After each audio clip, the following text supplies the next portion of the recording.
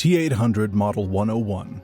Let's go back in time. In a world where robots fight humans, one robot stands out. It's called the T800 Model 101.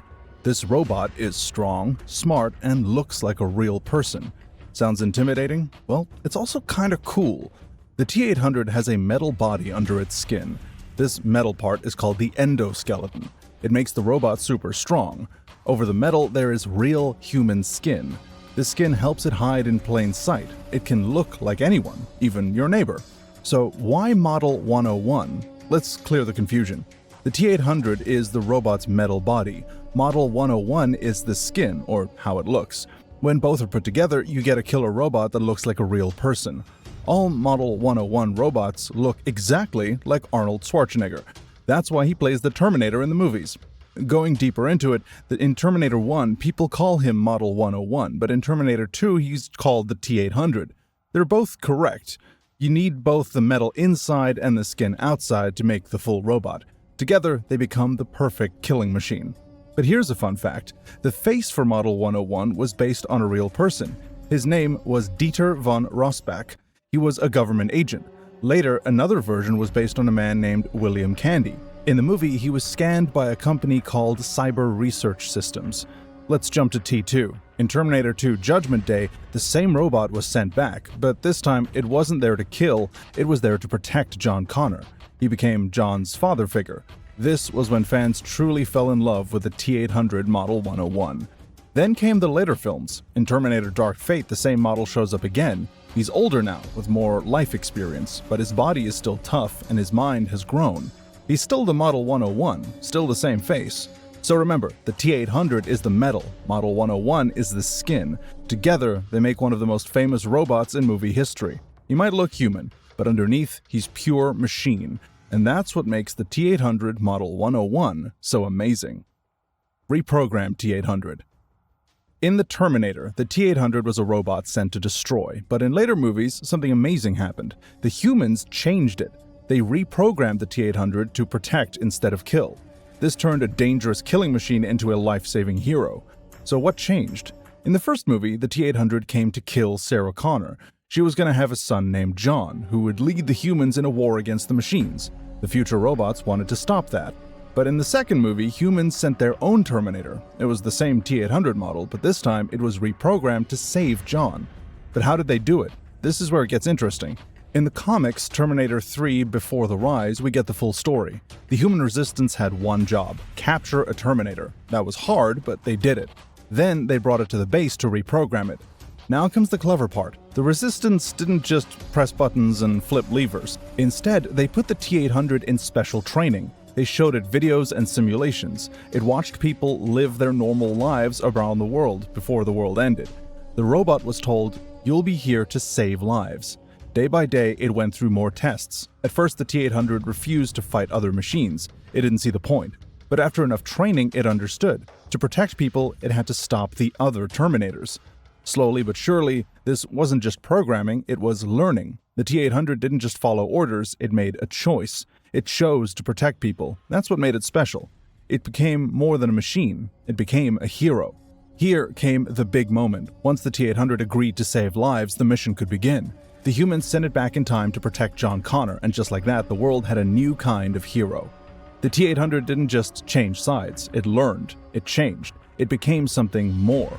All because someone showed it what was good, and that one promise made all the difference. You'll be here to save lives. T850.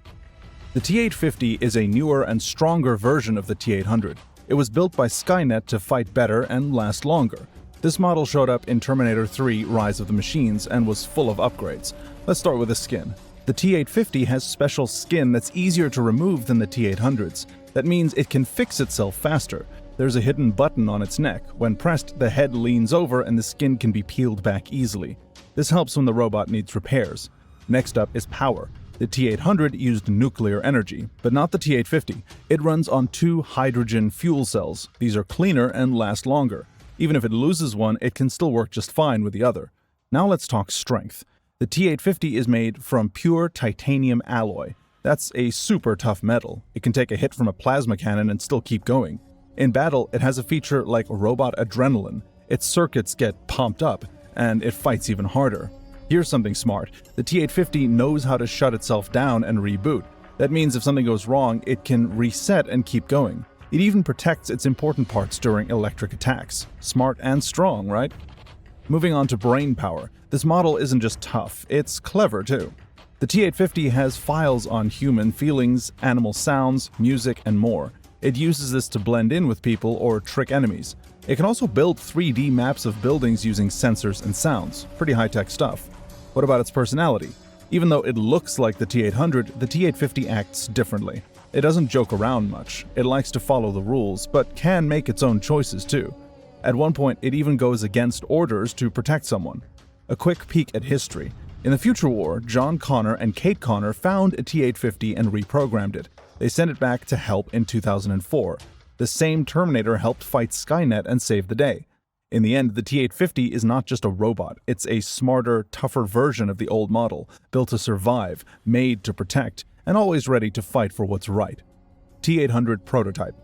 Let's rewind to 2018. Deep inside Skynet Central, a new kind of machine was being built. This wasn't just any Terminator, it was the T-800 prototype, also known as T-RIP. This early version was made to look human but fight like a monster. Suddenly, chaos begins. The Resistance was ready to attack Skynet, but Skynet had a plan too. It captured two important people, Kyle Reese and a girl named Star. John Connor went alone to rescue them with the help of a strange man named Marcus Wright. Inside the prison area, John found a cell with something scary inside. Boom, out came the T-800 prototype with living skin. John tried shooting it, but of course that didn't work. The machine grabbed him and threw him across the room. John kept fighting, but the T-800 was just way too strong. Now things heat up. John ran into a lab where a broken T-600 was shooting wildly. The T-800 ripped that machine in half like it was nothing. John used a grenade launcher and burned off the T-800's fake skin, showing its shiny metal body. In the next moment, John escaped with Kyle, and Star escaped into a Terminator factory. But guess what? The T-800 was still chasing them. It popped out of hiding and knocked them down again. Kyle shot at it and ran away with Star. John stayed behind to fight. But wait, there's more. They battled on a catwalk. The T-800 grabbed John by the throat, and then Marcus showed up to help. He fought hard, but the machine smashed him into metal drums and broke his heart. Literally. The T-800 found John again and used Kyle's voice to trick him. Time for a smart move. John found his grenade launcher and shot a big tank of hot metal. The T-800 was covered in it, but still kept moving. Then John shot a cooling pipe, freezing it in place. But not before it gave him a huge scar on his face. One final fight. The T-800 broke free and stabbed John with a metal bar. Marcus came back just in time. He grabbed the same bar and cut off the T-800's head. The machine was finally stopped. Later, the whole Skynet base was blown up, ending it all. The T-800 prototype was Skynet's most dangerous model yet. It came super close to finishing its mission, but failed thanks to teamwork and, of course, a big explosion. Guardian. Pops.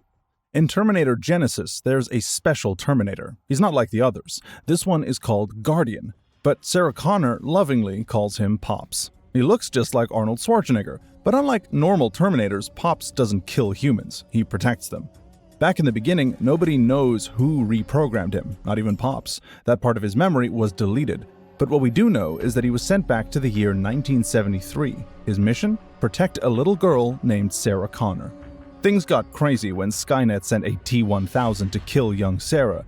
It did kill her parents, but Pops managed to save Sarah. After that, he raised her like a daughter.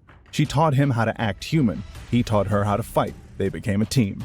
Now, in 1984, another Terminator showed up to kill Sarah. But she and Pops were ready this time. They beat the T-800 with smart planning. Then they found Kyle Reese, who was confused at first, and then the new T-1000 came hunting. It hurts Pops badly. Sarah had to trap it in acid to destroy it. They all decided to time travel to stop Skynet for good. Fast forward to 2017. Pops stayed behind to prepare. He waited decades. His hair turned gray. His skin aged, but he never gave up. He worked at Cyberdyne and built secret shelters. When Sarah and Kyle arrived in 2017, Pops was ready. A big twist was when John Connor appeared, but now he has a machine too, a T-3000, changed by Skynet. Pops fought him many times. Even when damaged, Pops never quit. Beyond this, John tried to stop them from destroying Skynet, but Pops grabbed a special magnetic glove and held John down. Kyle activated the machine. Pops and John were pulled into the field. John was destroyed. Pops fell into liquid metal. Well, instead of dying, the metal actually repaired him. Pops came back basically as a T-1000. He looked like the same Pops, but now even stronger. He saved Sarah and Kyle once again. With Skynet gone, they went to Kyle's childhood home. Pops smiles as Sarah and Kyle kiss. He finally approved. Pops is old, but he's not done yet. He's more human than ever. Carl. Carl was not just any robot. He was a T-800 Terminator, a machine sent from the future. He looked just like a regular man, with blue eyes, big muscles, and, a 6-foot frame.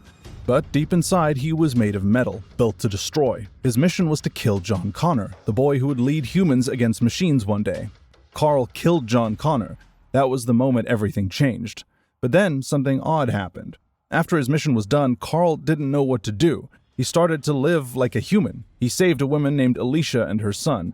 They became his new family. Carl got a job in Texas selling curtains. Yeah, a deadly robot selling drapes.